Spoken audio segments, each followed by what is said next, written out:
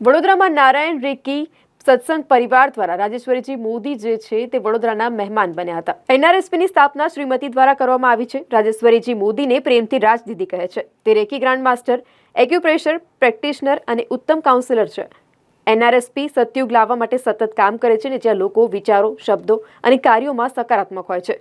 એનઆરએસપી માને છે કે સંબંધો એ સફળ જીવનનું સંચાલન, નેતૃત્વ અને જીવનમાં મુખ્ય બળ છે, જે સારા સ્વાસ્થ્ય, સંપત્તિ, સુખ શાંતિ અને સમૃદ્ધિથી ભરપૂર છે. વિવિધ અભ્યાસક્રમો અને વાર્તાલાપ દ્વારા સકારાત્મક રહેવાના મહત્વ અને ફાયદાઓ જણાવે છે.